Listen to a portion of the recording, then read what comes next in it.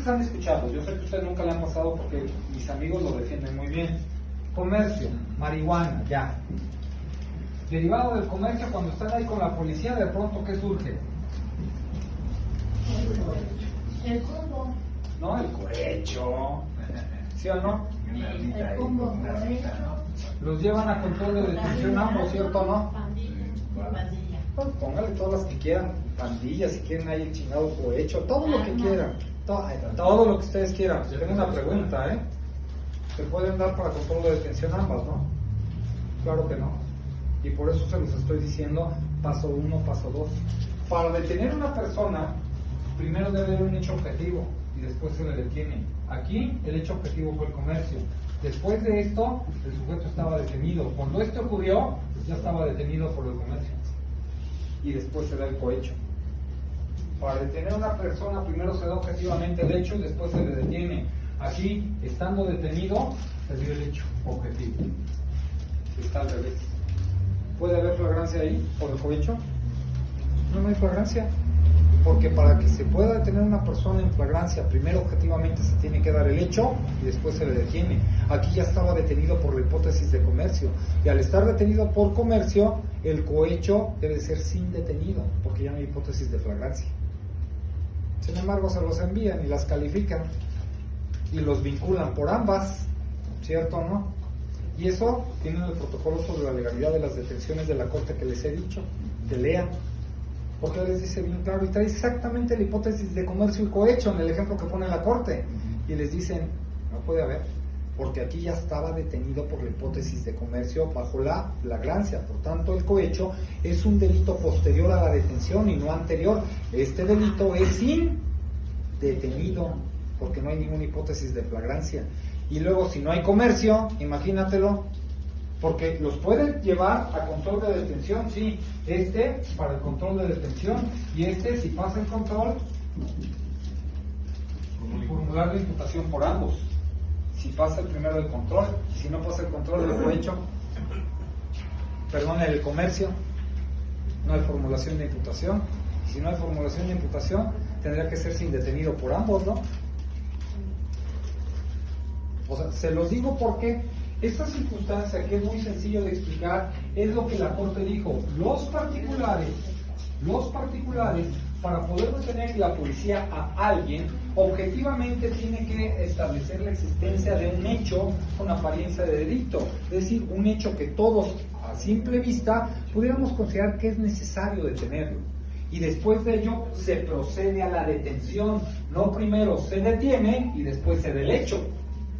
Una vez que se detiene, el policía detuvo porque él tuvo una causa. ¿Qué son las causas probables? Para que ustedes lo recuerden, la 201.09.61 habla de las causas probables como los parámetros de aproximación o de control provisional o preventivo a cargo de los elementos de la policía. Y ustedes me han dicho que hay controles preventivos de la siguiente manera. O sea, hay controles preventivos para revisiones, hay controles preventivos de carácter administrativos y hay controles preventivos por detención por la comisión de conductas delictivas, orden de aprehensión o demás. Y de ellos puede derivar la circunstancia objetiva, los elementos de convicción que tienen a su cargo los policías para considerar que es necesario detener, asegurar y trasladar a una persona. Por eso el policía, para que tenga causa probable, la detención se da porque objetivamente tuvo condiciones necesarias para considerar que era indispensable detener a dicha persona. Primero se da el hecho y después se detiene. Y esa detención se confirma, lo voy a decir de esta manera, si yo lo pongo como A y lo pongo como B, la causa probable es el nexo causal entre A y B. ¿Por qué detuvo B? O sea, ¿por qué detuvo a la persona? Pues porque hay objetivamente un hecho A, y entre ese hecho A y ese hecho B hay un nexo de causalidad que lleva al policía a tener los elementos de convicción suficientes para considerar que es necesario detener, asegurar y trasladar a una persona ante el Ministerio Público. Y ojo, si es cierto esto que me hablan de entonces el siguiente elemento que tiene a su cargo el policía o el particular es el traslado. Y aquí el traslado tiene la 200.0175, si no me acuerdo. Es decir, doctor, aquellas circunstancias objetivas que tuvo a su cargo el policía para trasladarlo y las temporalidades, día, hora y lugar y demás, sí, nada más que aquí, ya para el caso de policías, ya conlleva una serie de requisitos. ¿Por qué?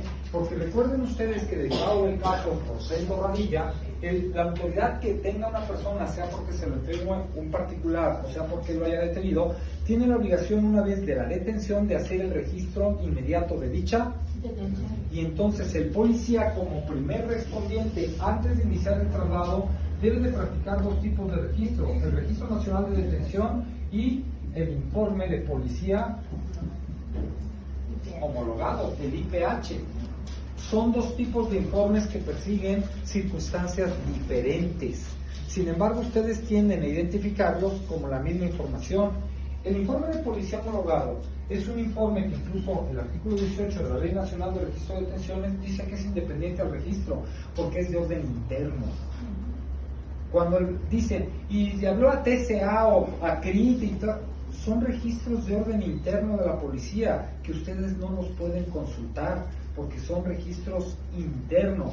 Sin embargo, el que sí resulta ser público como parte del Sistema Nacional de Seguridad Pública es el Registro Nacional de la Detención.